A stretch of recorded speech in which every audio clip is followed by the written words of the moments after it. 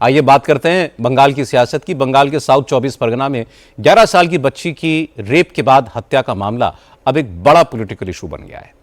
आज इस बच्ची के परिवार वाले साउथ 24 परगना के एसपी ऑफिस में पहुंचे।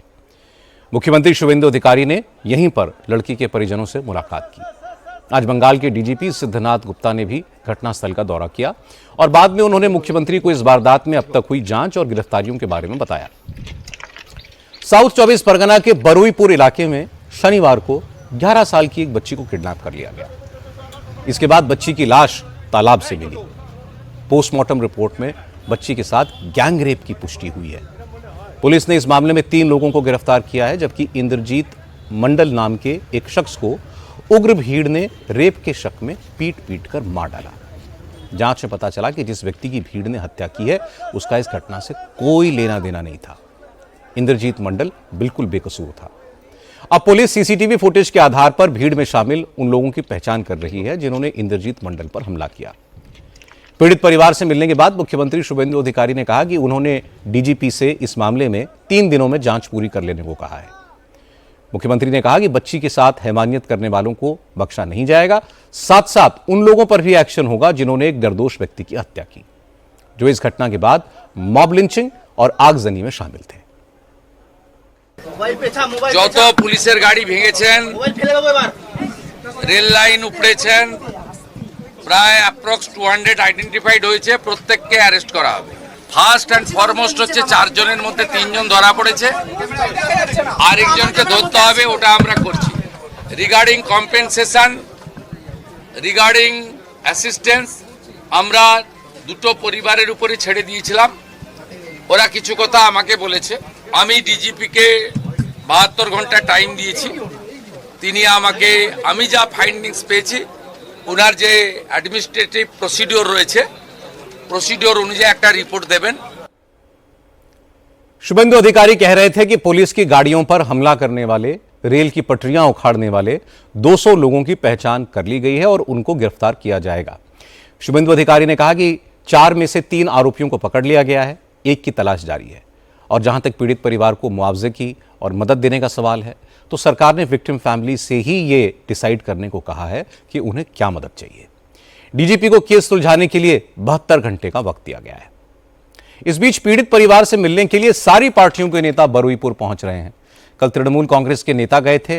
आज तृणमूल कांग्रेस के बागी गुट से ऋतुव्रत बैनर्जी, काकोली घोष दास्तीदार और सायोनी घोष बरुईपुर पहुंचे। इन सारे नेताओं को लोकल लोगों के विरोध का सामना करना पड़ा। ऋतुव्रत बैनर्जी को तो पुलिस की सुरक्षा में इलाके से बाहर निकालना पड़ा। बरुईपुर जाधवपुर लोकसभा क्षेत्र में आता है और यहां से एमपी हैं सायोनी घोष। जब सायोनी घोष बरुईपुर पहुंची तो उनका भी विरोध हुआ। ममता बनर्जी के सपोर्टर्स ने उनके खिलाफ नारे लगाए, ममता बनर्जी का साथ छोड़ने के लिए उन पर निशाना लगाया। हालांकि सायोनी घोष ने यहां कोई सियासी बात नहीं की, वो पीड़ित परिवार से मिली। इसके बाद तुरंत एक्शन लेने के लिए शुभेंदु अधिकारी की सरकार की तारीफ की। सायोनी घोष ने कहा कि दोषियों को फांसी की सजा मिलनी चाहिए ताकि बाकी लोगों के दिल में भी खौफ पैदा हो।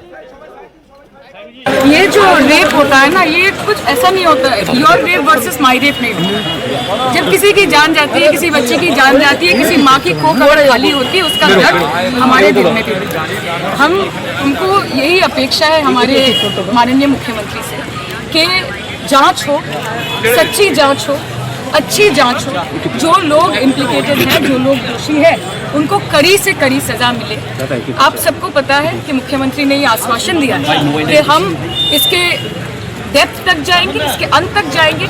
और अगर ये ऐसा देखने में शायद लग रहा है कि 2, 3, 4 लोग इसके साथ युक्त हैं, लेकिन ये एक बहुत बड़ा रैकेट है और इससे हमारे घर की बच्चियों को आगे जाके उनकी सेफ्टी, उनकी सिक्योरिटी, उनकी निरापत्ता, ये हमको निश्चित करना है। अभी नई सरकार आई है, 2 महीने की सरकार है और हम सब चाहते हैं कि देखिए सरकार आएगी, ये कोई पार्टी नहीं चाहता, कोई मुख्यमंत्री नहीं चाहता कि वो बीजेपी के मुख्यमंत्री भी नहीं चाहेंगे, तृणमूल के भी नहीं चाहेंगे, कांग्रेस के भी नहीं चाहेंगे। लेकिन अगर ऐसी एक घटना घटती है, सबसे इम्पोर्टेंट जो चीज़ होती है कि उसको कैसे हैंडल किया जाए। तो हमारे मुख्यमंत्री अच्छे से इसको हैंडल करें और जो इसके साथ जुड़े हुए हैं उन सबको कड़ी से कड़ी सजा मिले, कैपिटल पनिशमेंट मिले।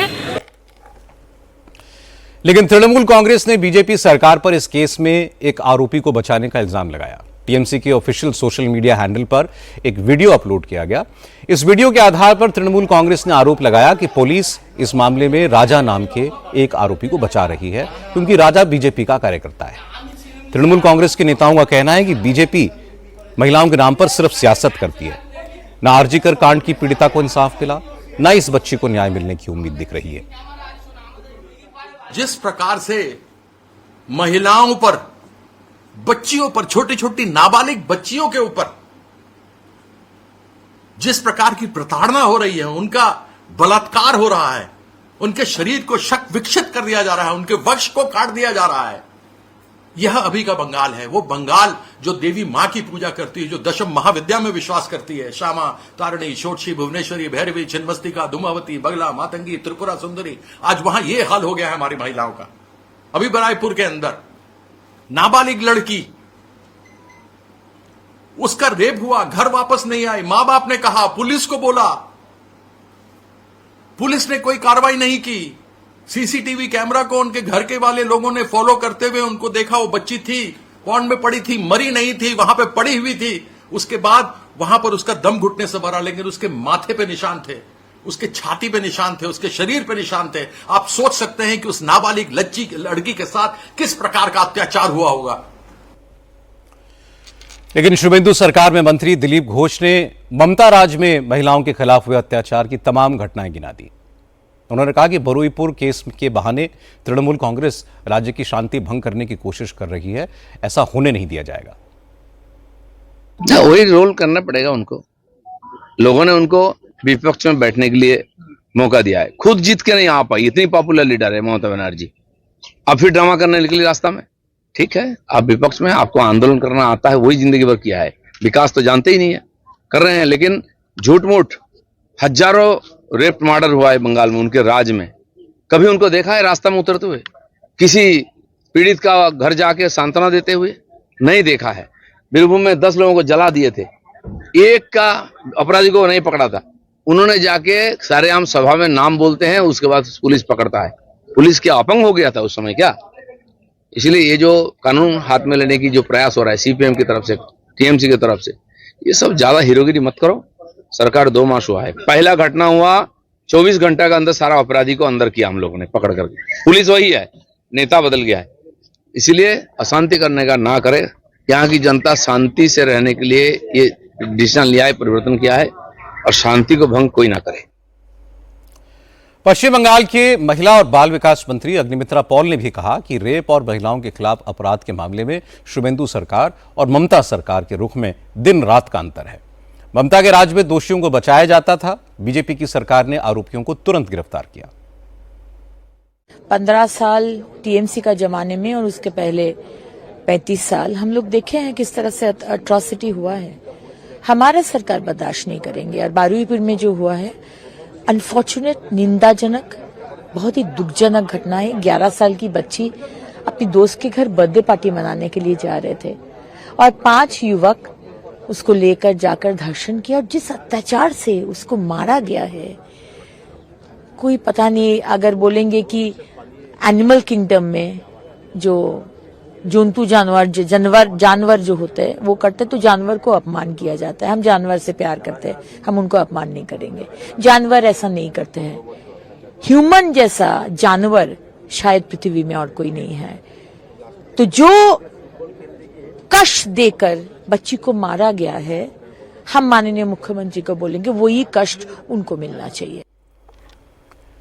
ये बात ठीक है कि शुभेंदु अधिकारी ने इस मामले में तुरंत एक्शन लिया है। 4 में से 3 अपराधी पकड़े गए हैं। लेकिन अगर शुभेंदु अधिकारी ये उम्मीद करते हैं कि तृणमूल कांग्रेस इस घटना को राजनीतिक मुद्दा नहीं बनाएगी, तो वो गलत है।